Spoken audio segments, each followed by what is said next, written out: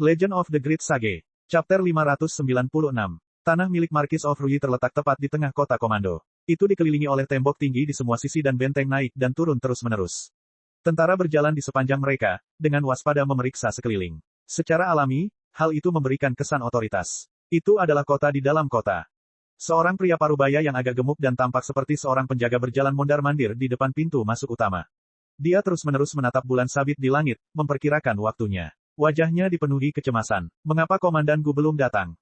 Saat dia sedang berpikir, sesosok tubuh berpakaian putih melesat di udara dan mendarat di depan pintu masuk perkebunan.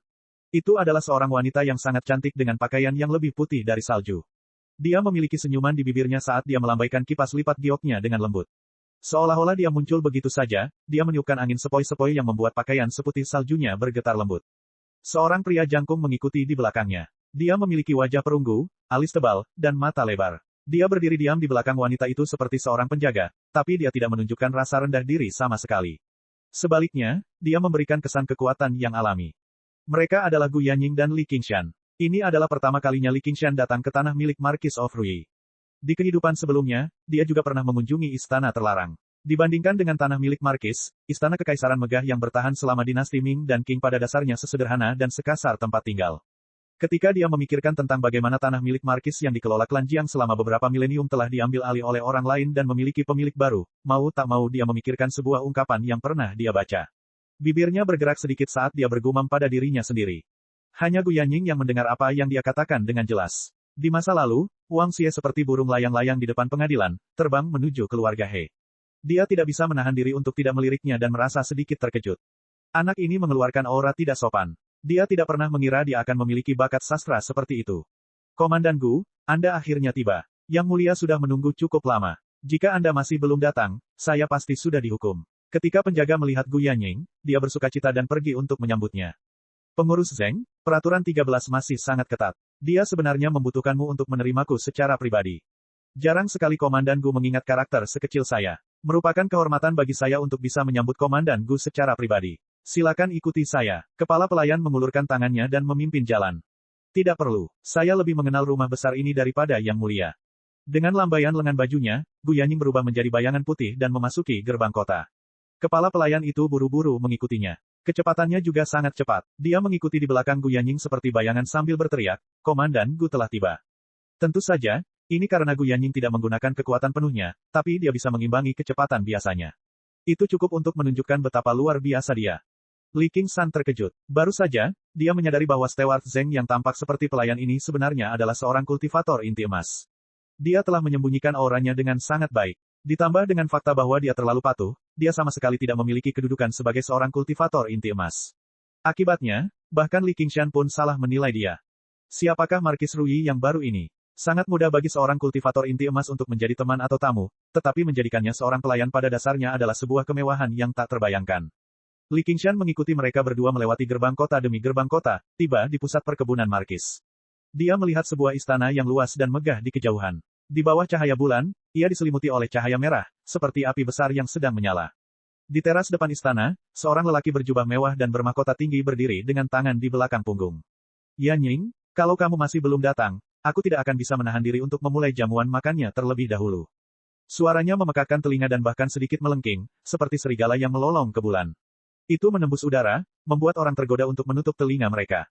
Li Qingshan menyipitkan matanya. Wajah pria itu agak kecoklatan, dan matanya sedikit melotot. Bahkan ada bekas luka samar di mata kanannya. Tidak ada yang tampan di wajahnya, sama sekali tidak sebanding dengan keanggunan dan keanggunan Jiangfu. Namun, hanya dengan berdiri di sana dengan santai, dia mengeluarkan aura suram dan mendominasi, yang tidak bisa dibandingkan dengan Jiangfu. Lalu dia melihat jubahnya. Mereka bukanlah ular Rui, tapi 5 naga sejati. Ini adalah keturunan dari keluarga kekaisaran Great Xia. Sekilas saja, Li Qingshan tahu bahwa orang ini jauh lebih sulit dihadapi daripada Jiangfu. Jika dia bertekad untuk menjadikannya musuh, dia mungkin akan menjadi musuh yang cukup merepotkan. Ke-13, aku sudah ke-11. Gu Yanying mendarat dengan lembut di depan pria itu seperti bulu, tetapi bahkan sebelum dia selesai berbicara, pria itu memotongnya. Meskipun tatapannya ke arah Gu Yanying juga bersinar terang, memiliki kekaguman paling alami yang dimiliki seorang pria terhadap wanita luar biasa, dia tidak akan pernah mengubah caranya melakukan sesuatu karena hal ini. Baru beberapa tahun sejak terakhir kali kita bertemu, dan kamu sudah maju 2 tahun lagi. Li Qingshan awalnya mengira ini adalah senioritas keluarga kekaisaran berdasarkan usia, tetapi sekarang dia mendengarnya, bukan itu masalahnya sama sekali. Sebaliknya, ini tampak seperti semacam pertarungan peringkat. Sebaiknya kau panggil saja aku Si King. Si King tersenyum. Tatapannya melewati Gu Yanning dan mendarat di Li Qingshan. Li Qingshan telah menyembunyikan semua cahaya dari artefak misteriusnya, tapi mustahil baginya untuk bersembunyi dari mata Si King. Tatapan itu membuat Li Qingshan tidak senang, karena sepertinya dia tidak sedang melihat seseorang, tetapi lebih seperti dia sedang melihat kuda pacuan atau anjing, menilai kekuatan dan kelemahannya di dalam. Ini pasti bawahanmu. Sepertinya kamu belum melupakan tradisi Provinsi Naga. Namun, wawasanmu telah memburuk. Dia baru berada di pertengahan yayasan pendirian, namun dia mungkin masih belum beradaptasi dengan artefak misteriusnya. Gu Yanning berkata, menurutku itu karena kamu terlalu lama terjebak di Provinsi Naga, Si King. Kamu mempersempit wawasanmu. Benar-benar, Si King menatap Li Qingshan beberapa saat dan tersenyum. Benar saja, pembunuhanmu tersembunyi dengan baik, seperti seekor harimau yang sedang beristirahat di hutan. Jika kamu dapat mengambil langkah lebih jauh dan mencapai yayasan yang terlambat, maka kamu benar-benar dapat memberiku beberapa harapan.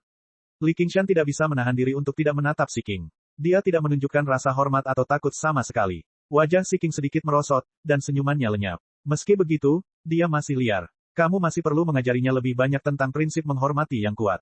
Tidak semua orang bisa dijinakkan. Kita akan masuk. Gu Yanning mengubah topik dan menatap Li Qingshan, menunjukkan bahwa dia tidak boleh menghadapinya secara langsung.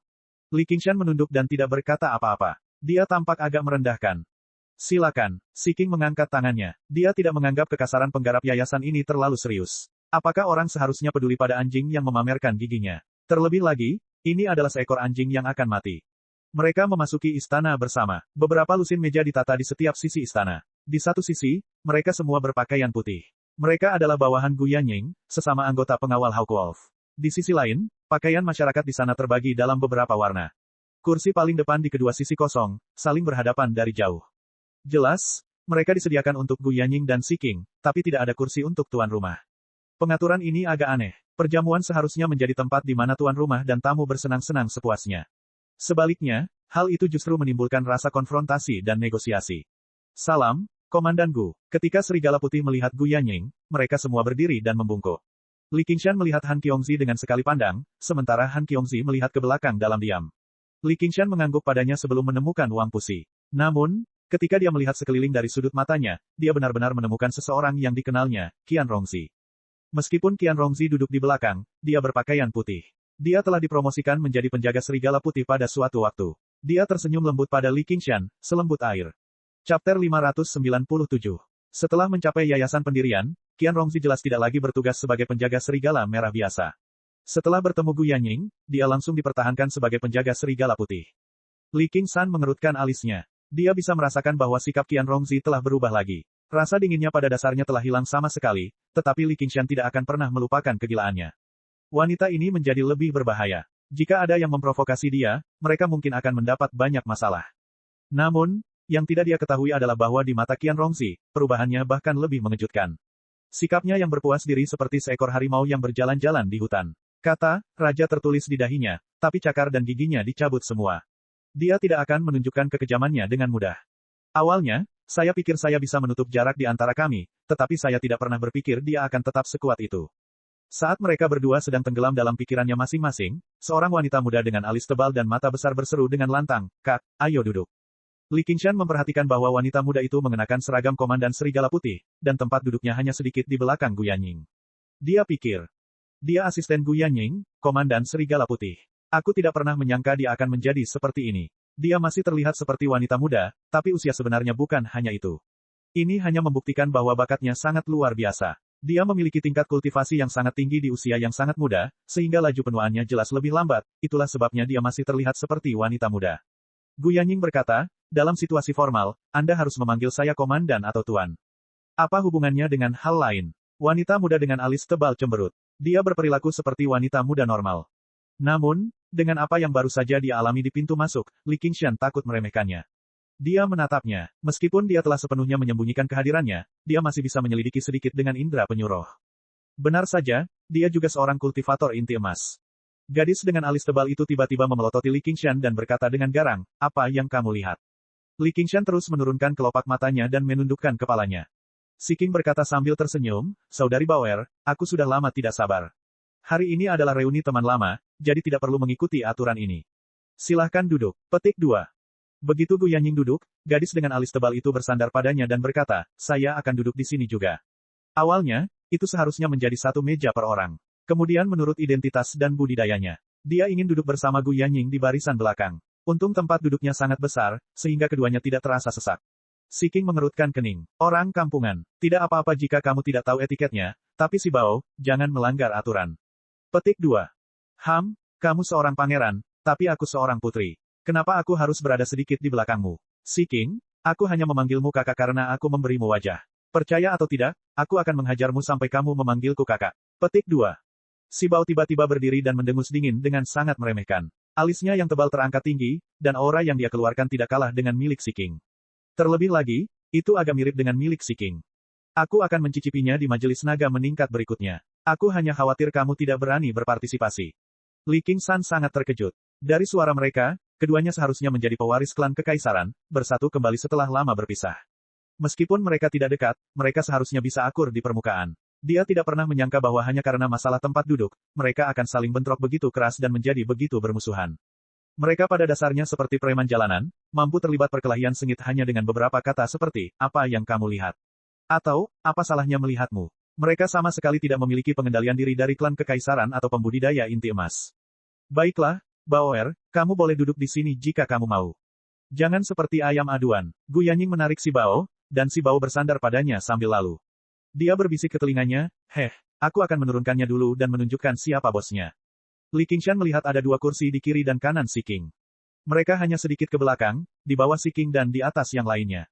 Status mereka pada dasarnya setara dengan si Bao. Baru saja, si King dan yang lainnya telah memasuki aula, tetapi hanya mereka yang tidak berdiri untuk menerimanya.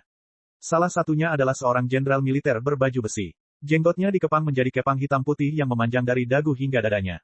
Dia duduk di sana dengan sikap yang menakjubkan. Matanya terbuka lebar saat dia menatap si Bao dengan marah. Orang lainnya adalah seorang sarjana berwajah pucat. Dia menopang dagunya dengan satu tangan sementara tangan lainnya mengipasi kipas bulu hitam dengan lembut. Dia menatap si Bao dengan sepasang mata yang dalam di rongga matanya yang cekung. Silakan duduk, Yang Mulia. Apa gunanya bertengkar dengan wanita? Bukan saja dia tidak menganggap serius si Bao, tapi dia juga memperlakukan si King secara setara. Kamu benar, Saudara Jia. Si King kembali ke tempat duduknya sebelum memerintahkan perjamuan dimulai. Namun, suasana di aula menjadi semakin menindas. Sepertinya ini bukan jamuan makan sama sekali. Li Qingshan baru saja hendak duduk di kursi kosong di samping Han Qiongzi ketika Gu Yanying melambai padanya. Qingshan, kenapa kamu tidak duduk di sini? Kamu tidak terlihat baik jika kosong. Li Qingshan juga tidak menahan diri. Dia tiba di kursi kedua di samping Gu Yanying dan duduk dengan santai. Si Bao memelototinya lagi. Itu awalnya adalah tempat duduknya. Banyak penjaga serigala putih di belakang yang terkejut. Ini bukan hanya soal tempat duduk. Kultivasi, usia, dan pengalaman mereka semuanya telah diperhitungkan dengan cermat. Tidak ada kebingungan siapa yang berada di depan dan siapa yang salah. Itu pada dasarnya bisa mewakili status mereka di penjaga Hawkwolf. Itu juga merupakan bentuk etiket paling dasar. Jika si Bao ingin duduk bersama Gu Yanying dengan statusnya, bahkan si King pun akan menegurnya karena bersikap kasar. Tindakan Gu Yanying setara dengan menempatkan Li Qingshan di depan mereka semua. Itu sangat penting, begitu banyak tatapan cemburu yang mau tidak mau harus dibuang. Mereka berkomunikasi satu sama lain melalui indera jiwa mereka. Siapa dia? Saya pikir dia bernama Li Qingshan, Komandan Scarlet Hawk dari Prefektur Clear River. Dia hanya seorang Komandan Scarlet Hawk. Dia baru berada di pertengahan pendirian yayasan. Hak apa yang dia miliki agar cukup berani untuk duduk di depan kita? Petik 2. Li Qingshan. Jangan bilang dia pengecut yang terkenal itu, komandan budidaya terpencil. Sejak Li Qingshan menjadi komandan Scarlet Hawk, dia menyerahkan semua pekerjaannya kepada Hua Sengshan. Selain pergi ke Gunung Burial Mound bersama Hua Sengshan untuk menyelidikinya, dia tidak melakukan satu pun hal yang benar. Dia cukup terkenal di kalangan pengawal Hawkwolf. Si King menatapnya. Sepertinya Yanying sangat menghargai anak ini. Aku perlu memberi perintah. Jangan biarkan dia mati di tanganku nanti. Sebelum Gu Yanying dapat mengatakan apapun, si Bao berkata, menurutku kamu juga tidak memiliki kemampuan. Pada saat yang sama, dia berkomunikasi dengan Li Qingshan dengan perasaan jiwanya. Nak, kamu ingin duduk di kursiku. Mari kita lihat apakah kamu punya hak nanti. Li Qingshan bingung. Apa yang mereka bicarakan? Sepertinya mereka akan berselisih satu sama lain nanti. Samar-samar dia bisa memahami mengapa Gu Yanying memilih artefak misterius ini untuknya dengan begitu serius. Dia punya rencana lain dalam pikirannya. Baiklah, kalau begitu mari kita putuskan pertarungan sampai mati. Semangat si King bangkit, dan kegembiraan memenuhi matanya. Dia jelas tertarik dari lubuk hatinya. Itu tidak perlu. Tentukan saja pemenangnya. Gu Yanying melambaikan tangannya sambil tersenyum. Pertempuran itu berbahaya, di mana hidup dan mati dipertaruhkan. Dia mungkin belum tentu memiliki kesempatan untuk menyerah dan memohon belas kasihan. Si King meminum secangkir anggur dan tersenyum membunuh. Saat mereka berbicara, berbagai makanan lezat yang belum pernah didengar Li Qingshan sebelumnya disajikan seperti air mengalir. Khususnya, toples anggur berkualitas berwarna hijau pucat dan tidak mengeluarkan aroma sama sekali. Namun, ketika Li Qingshan mencoba menyesapnya, rasanya seperti panas membara. Aroma yang menyengat menyerbu kepalanya, dan panas yang menyengat memasuki paru-parunya. Sungguh menyegarkan. Sangat mudah untuk mabuk karena anggur ini, jadi jangan minum terlalu banyak. Masih ada hal penting yang harus dilakukan nanti. Gu Yanying secara khusus berkomunikasi dengannya secara diam-diam. Jangan khawatir, semakin banyak aku minum, semakin bersemangat aku jadinya. Apa sih yang begitu serius? Kamu akan tahu sebentar lagi. Saat ini, suara alat musik petik dan alat musik tiup kayu terdengar samar dari balik tirai. Suara yang sangat mengharukan bergetar, bernyanyi dengan kesedihan perpisahan yang tak ada habisnya. Bahkan Li Qingshan mau tidak mau tergerak olehnya. Dia mendengarkan dengan penuh perhatian. Aroma bunga tercium. Kelopak bunga begonia bertebaran ke aula bersama angin. Warnanya putih bersih, merah muda samar, dan merah cerah. Wanita ramping dengan pakaian tipis melayang seperti peri dari 9 langit. Mereka datang membawa ombak, menari mengikuti alunan musik. Ketika mereka sampai di tengah aula, mereka tiba-tiba berpencar, menghasilkan lingkaran cahaya yang mekar seperti merah terang. Seorang wanita jangkung muncul di tengah, tapi dia mengenakan topeng putih, samar-samar menggambar garis bunga begonia. Para wanita di sekitar sudah sangat cantik, jadi mau tak mau mereka membayangkan betapa cantiknya wanita yang berada di tengah. Li Qingshan samar-samar bisa merasakan bahwa sosok wanita itu cukup familiar. Bunyi alat musik gesek dan alat musik tiup kayu lambat laun menjadi tergesa-gesa, dan tariannya pun berangsur-angsur semakin intensif. Ia terus-menerus berganti posisi, menari di udara di aula yang luas. Itu mempesona dan mengeluarkan kekuatan yang mempesona. Saat mereka mencicipi anggur berkualitas di cangkir mereka dan menyaksikan tarian yang mengharukan, semua orang yang hadir menjadi mabuk. Namun, Li Qingshan memperhatikan bahwa si King acuh tak acuh dan bosan. Sebaliknya, tokoh sipil dan bela diri di kiri dan kanannya menyaksikan dengan penuh perhatian, tanpa berkedip sama sekali. Gu Yanying mengangkat cangkirnya dan memberi selamat padanya dari jauh.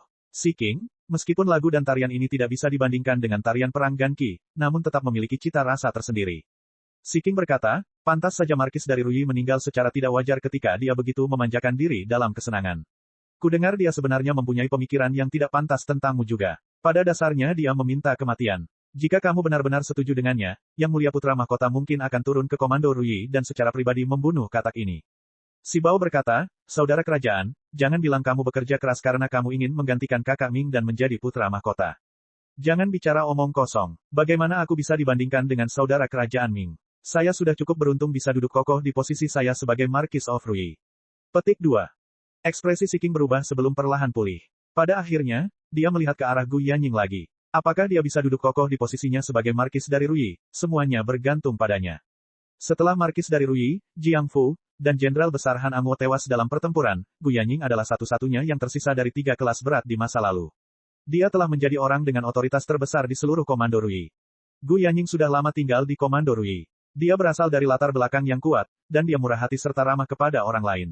Semua penggarap Komando Ruyi, apakah mereka berasal dari 100 aliran pemikiran atau sekte, harus menunjukkan rasa hormat padanya. Dia bahkan bisa mempengaruhi Daemon dan mengubah situasi di Komando Ruyi. Misalnya, Dasmon Bulan Utara yang memiliki kekuatan luar biasa dan telah melakukan segala macam kejahatan tampaknya memiliki rasa sayang padanya. Akibatnya, begitu Si King tiba di Komando Ruyi, dia tidak mengundang siapapun kecuali Gu Yanying terlebih dahulu. Dia bilang itu untuk mengejar masa lalu, tapi dia sebenarnya menguji dan bersaing dengannya untuk menentukan siapa yang lebih unggul. Gu Yanying mengubah postur tubuhnya dan menyilangkan kaki. Dia menerima alkohol yang ditawarkan Si Bao dan meminum semuanya dalam sekali teguk. Dia tersenyum. Itu tergantung pada kemampuanmu. Chapter 598. Istana yang terang benderang menghadap ke seluruh kota prefektur, serta seluruh Komando Ruyi. Saat itu, tempat ini merupakan pusat dari daratan yang terbentang ribuan kilometer, semua karena keberadaan 2 orang, Gu Yanying dan Si King. Lebih tepatnya, ada juga Daemon, Bulan Utara. Li Qingshan telah mengalahkan beberapa lusin komandan Daemon dengan metode brutal. Meskipun tidak ada seorang pun yang tahu mengapa para Daemon bertarung satu sama lain, kekuatan mengerikan yang dia tunjukkan dalam pertempuran itu telah membuat seluruh Komando Ruyi terkejut. Nama Bulan Utara tidak bisa lagi disebutkan begitu saja. Sebaliknya, dia telah menjadi musuh paling menakutkan di hati para kultivator manusia. Ketiganya pada dasarnya cukup untuk menentukan situasi seluruh Komando Ruyi. Tatapan Gu Yanying dan Si King menembus tarian warna-warni dan beradu di udara. Li Qingshan, sebaliknya, duduk diam di sana dengan mata terpejam. Armor fleksibel pada dirinya mengalir dengan cahaya, saat ini sedang disempurnakan. Sejak dia duduk, Dia fokus pada penyempurnaan artefak misterius pada dirinya selain meneguk alkohol, mempersiapkan pertempuran kejam yang disebutkan Gu Yanying. Dia merasakan suasana di sekitarnya menjadi semakin tegang, namun dia malah menjadi sedikit bersemangat.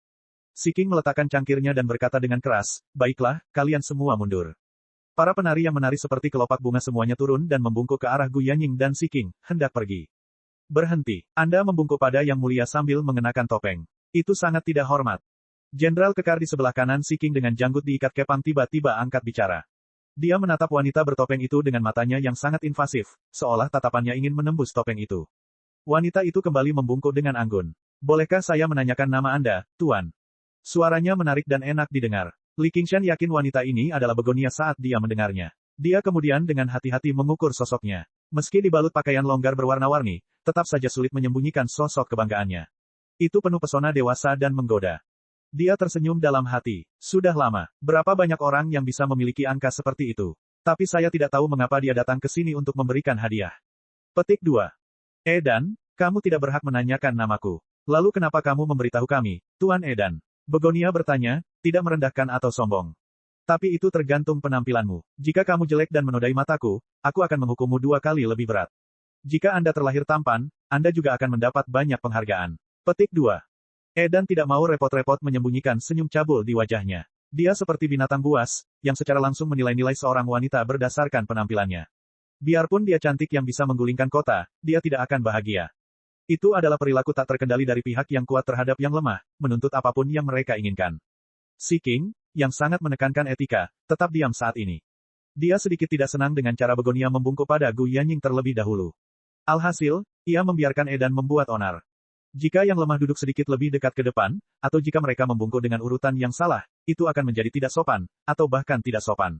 Namun, sepertinya wajar jika pihak yang kuat bersikap bebas terhadap wanita di depan umum. Begonia terdiam beberapa saat sebelum menghela nafas muram dari balik topengnya. Yang bisa dia lakukan hanyalah melepas topengnya dengan lembut. Tarian kali ini bukan atas keinginannya sendiri, tetapi dia bukan lagi master sekte dari Sekte Awan dan Hujan. Dia harus mendengarkan perintah ketua sekte saat ini. Dia bahkan diberitahu untuk memikat dan berteman dengan Pangeran Si King, tetapi dia menolak melakukan itu, jadi yang bisa dia lakukan hanyalah mengenakan topengnya. Master dari Sekte Awan dan Hujan tahu bahwa dia tidak mau, tapi dia juga tidak ingin memaksanya terlalu banyak. Dia merasa memakai topeng akan menjadi lebih misterius dan memikat. Mungkin efeknya akan lebih baik lagi. Mata Edan berbinar, wajahnya seperti kepiting dalam tidur musim semi, putih dan kemerahan. Itu bermartabat dan indah, namun mempesona. Dia adalah kecantikan langka yang tiada taranya, dan dengan sosoknya, sulit didapat. Ditambah dengan sosoknya, dia pasti akan menjadi hadiah yang luar biasa diranjang. Kamu benar-benar cantik, kamu akan mendapat imbalan besar. Terima kasih Pak, Edan tersenyum. Namun, jika kamu ingin menerima hadiahmu, kamu harus kembali ke perkebunan bersamaku. Jika itu adalah seorang wanita yang menjilat orang-orang yang berkuasa, dia mungkin akan langsung setuju ketika dia melihat kesempatan untuk mendapatkan sisi baik dari tokoh penting dari Provinsi Naga ini.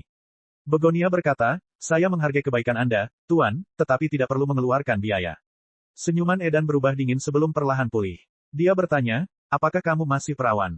Pertanyaan ini sudah setara dengan penghinaan. Begonia menutup mulutnya dengan kuat dan tidak menjawab. Dia tidak pernah mengira kultivator dari Provinsi Naga ini akan bersikap begitu kasar. Jika iya, maka aku akan menerimamu sebagai selir. Tentu saja, saya harus memverifikasi ini secara pribadi di masa mendatang. Jika tidak, Anda akan dihukum berat. Hahaha. Petik 2. Edan sepertinya menganggap perkataannya sangat lucu, jadi dia mulai tertawa keras. Orang-orang dari penjaga Hawkwolf sangat marah. Meskipun kebanyakan dari mereka tidak mengenal Begonia, dia jelas dipanggil oleh Gu Yanying. Mempermalukannya sama dengan memprovokasi Gu Yanying. Dan, siapapun akan merasa kesal jika ada orang luar yang menghina keindahan Komando Rui seperti ini. Namun, ketika mereka melihat betapa mengesankannya kultivasi Edan, mereka tidak berani berkata apa-apa. Hanya tawa Edan yang terdengar di seluruh aula. Si Bao tidak bisa menahan diri lagi. Tepat ketika dia hendak berbicara, dia tiba-tiba mendengar cibiran dari belakang. Omong kosong, Li Qingshan mengangkat cangkirnya lagi dan lagi. Dia sudah sedikit mabuk, jadi bagaimana dia bisa menahan diri ketika mendengar Edan mengatakan hal seperti itu. Nak, siapa yang kamu bicarakan? Tawa Edan terhenti. Dia menatap Li Qingshan dengan mata melebar seolah dia tidak percaya. Seorang penggarap yayasan pendirian sebenarnya cukup berani untuk berbicara kepadanya seperti itu. Begonia juga berbalik dan menatap Li Qingshan dengan heran. Apakah ada anjing kedua di sini? Jika anjing ini adalah anjing ras murni dengan bulu murni, aku akan mengampuni nyawanya. Jika itu anjing kampung, saya ingin mencicipi daging anjing. Petik 2. Keluarkan dirimu dari sini. Edan mengerutkan alisnya dan berteriak pada Li Qingshan. Dengan keras, cangkir, piring, dan piring di depan Li Qingshan pecah menjadi satu. Supnya berceceran di mana-mana. Lapisan pelindung es muncul di atas baju besi lembut Li Qingshan, tapi dia tidak terluka. Dia berdiri perlahan, bahkan memegang sebotol alkohol. Dia mengangkat matanya dan menatap Edan. Kamu benar-benar anjing kampung. Anda berbicara seperti sedang kentut, dan kentut seperti sedang berbicara. Kamu tidak masuk akal. Petik 2. Ini bukan lagi ejekan atau ejekan, tapi penghinaan publik yang tidak terselubung. Ekspresi Si King juga berubah, sedangkan wajah Edan berubah dari merah menjadi ungu, lalu dari ungu menjadi hitam. Si Bao terkikik. Tidak heran mengapa adikku sangat menghargai orang ini. Apalagi yang lainnya, keberaniannya saja sudah sangat langka. Dia diam-diam berkata pada Li Qingshan, terkutuklah dia semaumu. Aku akan melindungimu. Edan maju selangkah, dan dengan suara keras, seluruh istana tampak bergetar. Auranya menekan Li Qingshan seperti gunung atau lautan. Begonia merasa tercekik hanya karena gelombang kejut. Aura kebrutalan yang sangat kuat. Li Qingshan sepertinya tidak merasakan apa-apa. Dia dengan santai membuang guci alkohol dan berjalan ke arah Edan. Mata hitam putihnya menatap lurus ke arah Edan, samar-samar bersinar dengan lampu merah. Jantung Edan berdetak kencang. Pandangan ini, brengsek. Jika ini terjadi di hari lain, aku bisa menghancurkan bajingan kecil ini sampai mati hanya dengan satu tangan. Namun, pada jamuan makan ini, saya harus memikirkan gambaran yang lebih besar, jadi saya tidak bisa melakukan ini. Petik 2. Memprovokasi satu sama lain di jamuan makan adalah hal yang wajar. Jika Gu Yanying dan Si King terjerat dengan bawahan masing-masing, itu akan merendahkan martabat mereka. Namun, jika seseorang tidak dapat menahan diri untuk menyerang terlebih dahulu, maka situasinya akan berbeda. Bajingan kecil, apakah kamu pikir kamu bisa tetap berada di bawah perlindungan orang lain selama sisa hidupmu? Bastard, datang dan coba bunuh aku. Chapter 599. Anda, Edan meraih bagian depan pakaian Li Qingshan dan melayangkan pukulan ke wajahnya. Jika pukulannya mengenai, dia pasti akan mati di tempat karena otaknya berceceran. Bang, angin kencang bertiup ke sekeliling, mengacak-acak pakaian semua orang. Qingshan, Han Qiongzi berteriak. Pukulan itu berhenti dengan kuat di depan Li Qingshan, meledak di udara. Li Qingshan tidak menunjukkan rasa takut sama sekali. Sebaliknya, ejekannya semakin berat. Tinju Edan bergetar saat pembuluh darah menonjol di dahinya. Dia sepertinya bisa hancur kapan saja. Edan, pelajar yang melambaikan kipas bulu hitam tiba-tiba angkat bicara. Anak ini mungkin adalah domba kurban yang khusus ditemukan oleh Gu Yanying. Jika dia benar-benar marah dan memukuli penjaga Hawkwolf sampai mati di depan semua orang, situasinya akan sangat merugikan mereka. Edan perlahan melepaskan pakaian Li Qingshan dan berkata dengan kejam, Qingshan, itu namamu. Aku akan mengingatnya. Li Qingshan. Li Qingshan mengoreksinya sambil tersenyum. Dia berpikir, jika aku tidak membunuh anjing kampung sepertimu di masa depan, aku akan menulis nama keluargaku terbalik. Para penjaga Hawkwolf melihat sosok kebanggaannya. Ada kekaguman sekaligus rasa kasihan di mata mereka. Mereka tidak lagi merasa tidak senang dengan dia yang duduk di kursi kedua. Seperti yang dikatakan Edan, tidak peduli seberapa kuat Gu Yanying, dia tidak dapat melindungi satu orang pun selamanya. Khususnya, ketika seorang penggarap yayasan terlibat dalam bentrokan antar organisasi besar seperti ini, kecerobohan sekecil apapun dapat mengakibatkan mereka hancur berkeping-keping.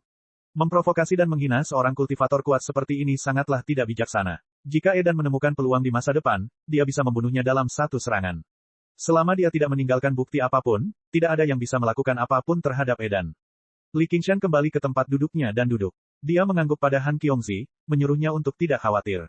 Kali ini, semuanya bukan demi momen penuh gairah atau untuk berperan sebagai pahlawan dan menyelamatkan gadis dalam kesusahan. Gu Yanying telah membantunya menutupi akumulasi sumber dayanya secara gratis, jadi dia jelas harus membalas budi, mendukungnya, dan menunjukkan nilainya. Si King berkata, mari kita langsung ke pokok permasalahan dan kembali ke urusan bisnis. Yanying, sudahkah kamu memilih petarungmu? Petik 2. Kamu boleh pergi. Gu Yanying tersenyum dan melambaikan tangannya. Begonia membungkuk dan minta diri. Kemudian, dia menatap Li Qingshan lebih dalam. Dia menjawab dengan perasaan jiwanya, terima kasih telah menyelamatkanku, Komandan Li. Begitu aku kembali ke prefektur Clear River, aku pasti akan mengadakan jamuan makan di ruang tamu awan dan hujan sebagai ucapan terima kasih. Dalam sekejap mata, bocah lelaki nekat dari pedesaan itu telah menjadi lelaki yang memiliki semangat gigih. Tapi itu masih sama seperti sebelumnya. Tegas dan pantang menyerah. Menantang yang kuat tanpa rasa takut. Li Qingshan mengangguk sambil tersenyum sebelum melihat Si King lagi. Dia penasaran dengan petarung yang dibicarakannya. Pertempuran sengit yang dibicarakan Gu Yanying akan segera dimulai. Tentu saja, Gu Yanying bertepuk tangan lembut sambil tersenyum. Qian Rongzi, Yan Sixin, maju ke depan. Setelah jeda, dia berkata, Li Qingshan, mohon tunggu sebentar. Li Qingshan mendengar suara dari belakang. Seorang penjaga Yayasan Serigala Putih yang terlambat berdiri dan berjalan mendekat. Budidayanya ada di antara penjaga Serigala Putih. Dia pasti berada di puncak. Namun, Qian Rongzi muncul dari sudut, yang mengejutkan semua orang. Bagaimanapun, Li Qingshan masih berada di pertengahan pendirian yayasan, sementara dia baru berada di awal pendirian yayasan. Dia tidak memiliki latar belakang yang kuat, jadi sudah sangat mengejutkan bahwa dia bisa langsung dipromosikan menjadi penjaga serigala putih, namun dia sebenarnya dipilih secara khusus oleh Gu Yanying. Li Qingshan juga memperhatikan bahwa mereka berdua memiliki setidaknya 2 artefak misterius. Selain penjaga serigala putih bernama Yan Sixin, mustahil bagi Qian Rongzi menjadi begitu kaya. Tidak mungkin Qian Rongzi menjadi begitu kaya. Bahkan jika dia memiliki kekayaan sebesar itu, dia tidak akan pernah menunjukkannya dengan kepribadiannya. Ini mungkin yang telah dipersiapkan Gu Yanying bagi mereka untuk menghadapi pertempuran sengit malam ini. Di sisi Si King, 3 orang juga keluar. Salah satunya adalah seorang lelaki tua berambut putih berjubah panjang. Salah satunya adalah pria berotot, bertelanjang dada, penuh bekas luka, dan yang terakhir bertubuh pendek seperti monyet. Ketiganya merupakan yayasan pendirian yang terlambat. Masing-masing dilengkapi dengan seperangkat artefak Dharma, meski diam. Meskipun mereka diam, Li Qingshan merasakan aura pembunuh yang samar di sekitar mereka. Dia sangat familiar dengan perasaan ini. Dia berpikir, ketiganya mungkin adalah veteran yang telah membunuh banyak orang. Hanya mereka yang telah mengalami pertarungan hidup dan mati yang tak terhitung jumlahnya yang dapat mengembangkan aura seperti itu. Ditambah dengan artefak misterius mereka, kekuatan mereka jelas bukan sesuatu yang bisa dibandingkan dengan para penggarap yayasan pendirian biasa. Hanya saja dunia sekarang sudah damai, lalu bagaimana mereka melatih diri? Mereka bertiga adalah petarungku. Sepertinya mereka terlalu banyak mengambil keuntungan darimu. Yanying, apakah kamu sengaja bersikap lunak terhadap mereka? Si King tersenyum percaya diri. Gu Yanying berkata, hentikan omong kosong itu. Karena kamu sangat suka berbicara, mengapa kamu tidak memberitahu kami aturan pertempuran ini? Apakah kita akan bertarung satu demi satu sesuai aturan lama? Petik 2. Si King tampak sangat bersemangat. Mungkin karena alkohol, tapi wajahnya memerah. Itu benar-benar kebalikan dari betapa bosannya dia saat menonton pertunjukan Just Now. Pada dasarnya ada sedikit fanatisme. Sebagian besar dari Anda berasal dari Provinsi Hijau, jadi Anda mungkin tidak memahami dengan baik tradisi Provinsi Naga kami. Izinkan saya memperkenalkan Anda terlebih dahulu. Orang-orang di Provinsi Naga adalah orang yang suka berperang dan suka berperang. Bahkan saat anak-anak bermain game, mereka menggunakan pedang kayu untuk bertarung. Ketika mereka dewasa, mereka menggunakan pedang sungguhan. Pada dasarnya setiap orang berlatih seni bela diri, dan selama mereka memiliki bakat, mereka akan bergabung dengan 100 aliran pemikiran dan bekerja keras dalam kultivasi. Petik 2. Li Qingshan telah mendengar bahwa metode budidaya sangat umum di Provinsi Naga. Bahkan orang biasa pun dapat dengan mudah melakukan kontak dengan metode kultivasi praktisi Qi, dan jumlah kultivator di sini jauh lebih banyak dibandingkan di 8 provinsi lainnya. Dalam keadaan seperti ini jelas merupakan tempat di mana orang-orang kuat bangkit dan para penggarap kuat muncul. Dengan keluarga kekaisaran sebagai intinya, para pejabat sipil dan militer semuanya adalah para penggarap yang kuat, sedangkan 3 menteri adipati, menteri dari 6 kementerian, dan pejabat tinggi lainnya semuanya adalah para penggarap hebat yang telah mengalami kesengsaraan surgawi ketiga. Namun, dia tidak tahu apa yang ingin dikatakan Si King. Apakah dia mencoba memamerkan kekuatan kerajaan Xia besar? Si King melangkah ke tengah aula dan berkata dengan keras dengan suara yang melengking seperti serigala, tahukah kamu apa hobi terbesar seseorang dari Provinsi Naga? Untuk menyaksikan para petarung bertarung dan membunuh satu sama lain di arena. Petik 2. Pada dasarnya semua kota dengan berbagai ukuran di Provinsi Naga memiliki arena duel. Mereka yang mengambil bagian dalam duel dikenal sebagai pejuang, mulai dari pejuang fana yang memegang senjata hingga penggarap yang menggunakan artefak misterius dan artefak spiritual dalam pertempuran. Arena selalu menjadi keriuhan suara. Di bawah sorak-sorai semua orang, akan selalu ada jiwa mati yang kembali ke surga, dan darah akan berceceran di pasir. Bahkan rumah bordil seperti Parlor of Cloud and Rain, tempat kesenangan, tidak bisa dibandingkan dengan popularitas arena. Li Qingshan memandang mereka bertiga dan diam-diam berkata, Komandan Gu, jadi ini pertempuran kejam yang kamu bicarakan. Dia merasa agak tidak senang. Meski suka berkelahi, ia tidak ingin menjadi seperti ayam aduan atau anjing aduan, mainan untuk hiburan, kelas atas. Tahukah kamu bagaimana jadinya para pangeran dan putri dari keluarga kekaisaran Gritsia? Gu Yanying tersenyum. Mereka jelas lahir dari kaisar dan selirnya. Tidak, sebagian besar pangeran dan putri saat ini bahkan belum pernah dilihat oleh kaisar sampai mereka menjadi pangeran dan putri. Apa yang sedang terjadi? Di kekaisaran Xia besar, setiap anak dengan garis keturunan keluarga kekaisaran berhak menjadi pangeran atau putri. Lalu berapa banyak pangeran dan putri yang harus mereka anugerahkan? Li Qingshan berkata dengan terkejut. Kerajaan Xia besar telah ada selama beberapa milenium dan terus berkembang. Mungkin ada jutaan atau bahkan puluhan juta orang yang memiliki garis keturunan keluarga kekaisaran. Jika mereka ingin menjadi pangeran atau putri, mereka hanya perlu melamar, dan mereka dapat menerima bimbingan terbaik di istana kekaisaran. Mereka dapat menikmati sumber daya keluarga kekaisaran, dan mereka akan mengatur pertempuran setiap saat. Pada akhirnya, kurang dari 1/10 dari mereka akan benar-benar menjadi pangeran atau putri. Bukankah 90% lainnya akan menjadi? Jika mereka mati, mereka akan keluar dalam kemuliaan yang tak ada habisnya, atau mereka akan dibawa dengan tandu. Mereka bahkan tidak memiliki hak untuk memasuki mausolem kekaisaran. Peluang mereka untuk bertahan hidup terlalu rendah, sehingga jumlah orang yang melamar tidak sebanyak yang Anda bayangkan. Tentu saja jumlahnya juga tidak sedikit. Keluarga Tong tidak pernah kekurangan orang jenius. Petik 2. Li Qingshan terkejut. Cara membesarkan pangeran dan putri pada dasarnya seperti memelihara serangga. Itu sangat kejam. Hanya para jenius sejati yang memiliki kepercayaan diri untuk mengambil bagian dalam eliminasi semacam ini, dan mereka yang bertahan pada akhirnya pastilah para jenius di antara para jenius. Awalnya, dia merasa Si King mungkin jauh lebih sulit dihadapi daripada Markis Yi, Jiangfu. Sekarang, dia mau tidak mau meningkatkan kewaspadaannya sedikit, takut menjadi ceroboh sama sekali. Dan, dia juga mengerti apa yang dimaksud Gu Yanying dengan 13 dan 11 baru saja. Jelas sekali, mereka tidak diurutkan berdasarkan usia, tetapi berdasarkan kekuatan. Di antara para pangeran, Si King bisa dianggap sebagai salah satu yang terbaik. Menjadi seorang pangeran atau putri cukup sulit, tetapi begitu mereka berhasil, mereka akan menerima dukungan dari seluruh keluarga kekaisaran Gritsia. Memiliki beberapa metode budidaya yang kuat atau bahkan harta karun misterius adalah hal yang sangat normal. Kekuatan sejati mereka mungkin melampaui para kultivator inti emas biasa. Bahkan jika mereka seperti Ratu Kegelapan, tidak aneh jika dia memiliki kemampuan untuk menantang para penggarap Naschen Sol. Hanya dengan cara itulah para penggarap inti emas dapat bersedia menjadi pelayan dan pelayan.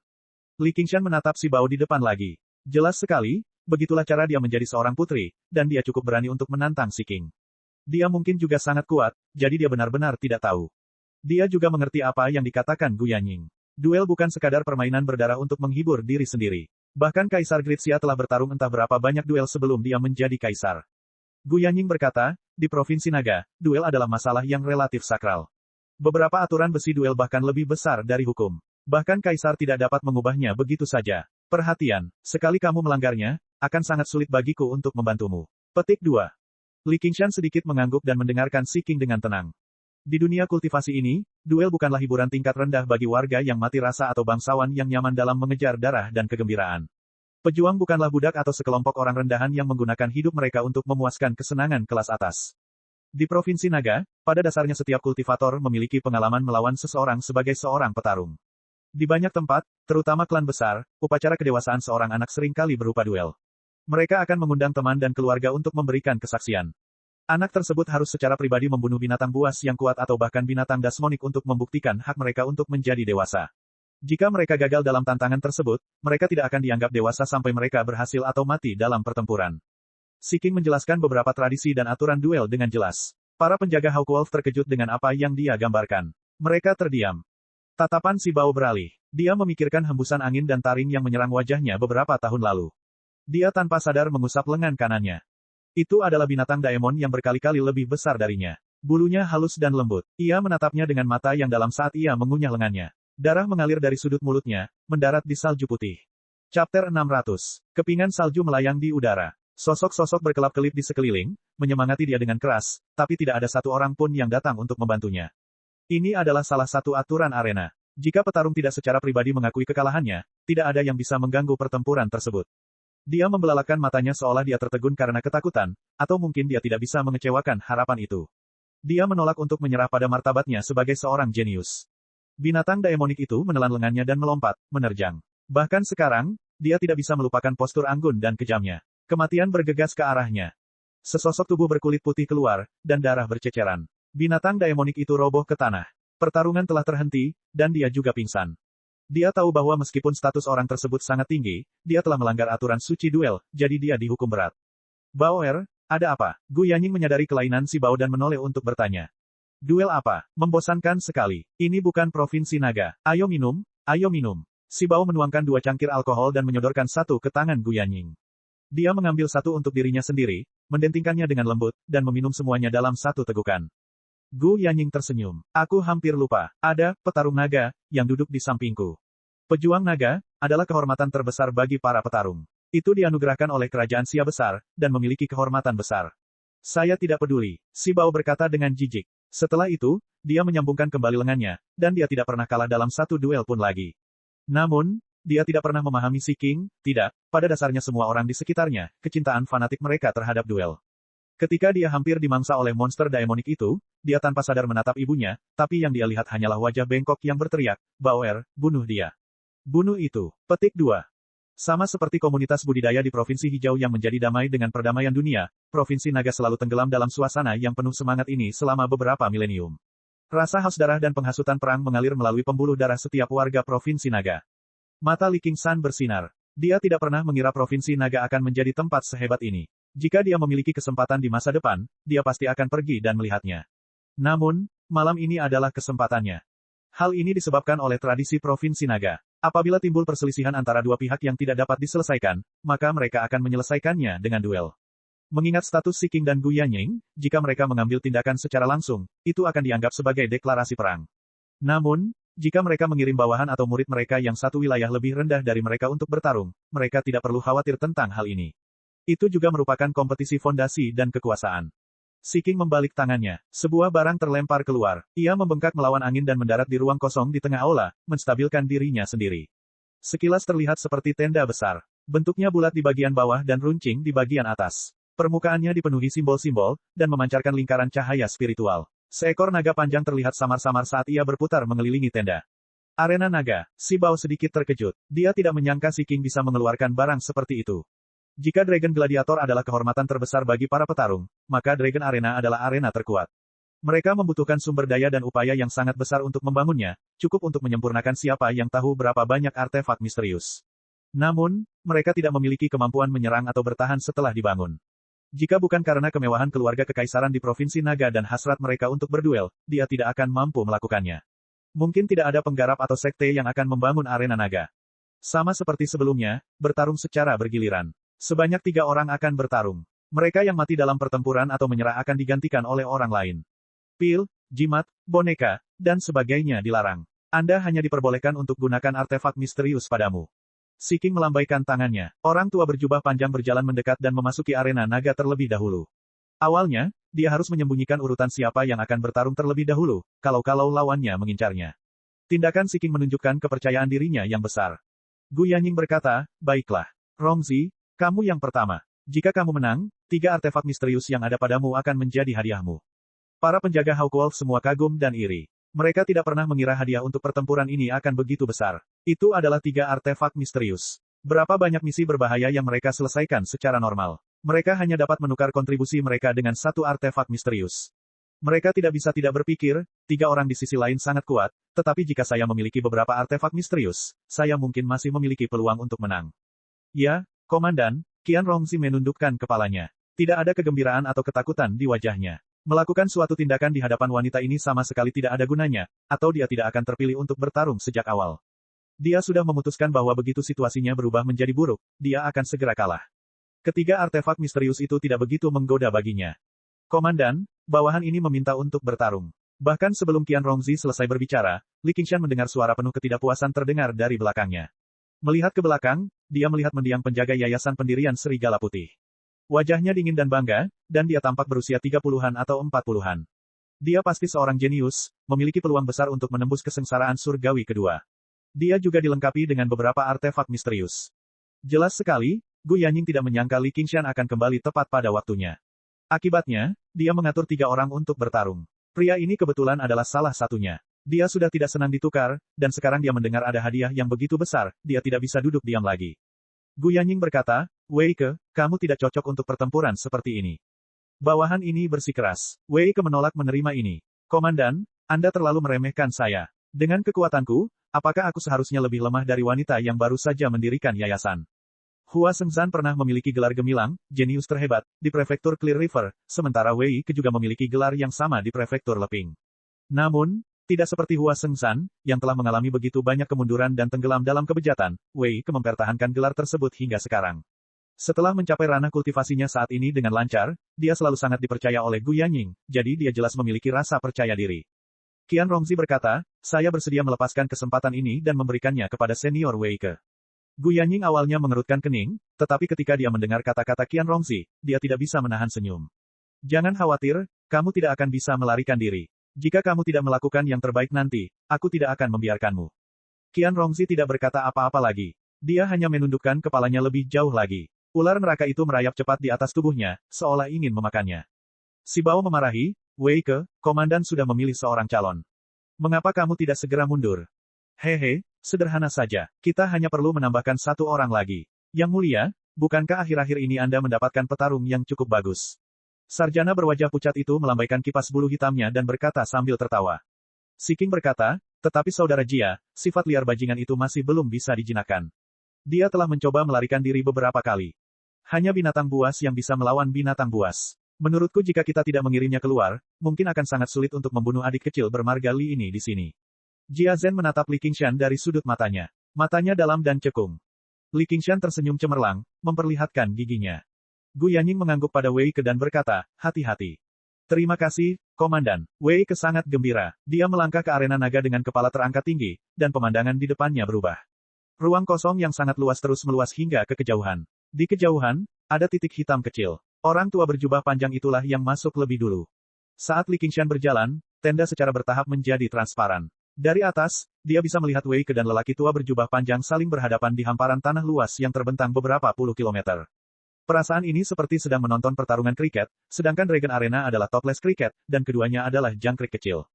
Si King berkata, Yanying, kamu bisa memilih lokasinya dulu. Wei Ke hendak bergegas dan melawan lelaki tua berjubah panjang itu ketika pemandangan di sekitarnya tiba-tiba berubah. Kembali ke akal sehatnya, dia menemukan bahwa tanah di bawah kakinya telah berubah menjadi pasir halus berwarna kuning. Tanah datar juga telah berubah menjadi bukit pasir bergelombang, menghalangi lelaki tua berjubah panjang itu.